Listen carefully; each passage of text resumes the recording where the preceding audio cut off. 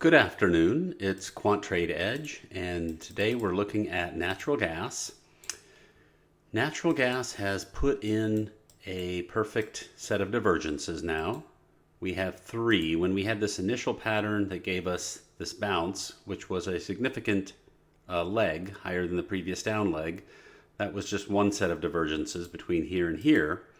Now, this is on the May contract, we have a higher low in the RSI and a slightly lower low. This low is 224, this low 226.3. So we did basically, a potential double bottom is forming in that tail. We kind of have this tail and we got rejected intraday. So this is a good setup bar. We've had somewhat of a downtrend, kind of it's a pretty clean two legs down.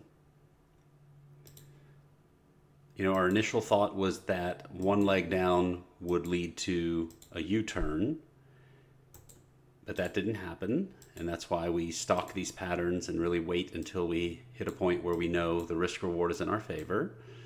And here we now have a very clean two legs down.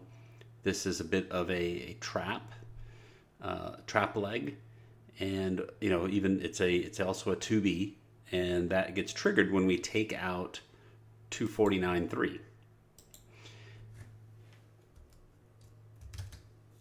Now on a lower time frame, that's 249.3. We're going to wait for that to get taken out, and then once it gets taken out, natural gas likes to do this a lot. You'll get a pretty big bar on the takeout, and then you'll end up with a hoagie for probably 3-4 hours. So we'll see if that happens. Another potential outcome is, we break out and then put in a nice A, B, C. And again, that'll set up a risk bar at the bottom of that pattern. So these are the things to look for. It might happen overnight. We might miss it. Might happen in the morning. Might happen around 7 a.m. Might happen around pit open. But that's something to look for. And it also might not happen at all. And that's the reason you don't jump the gun here.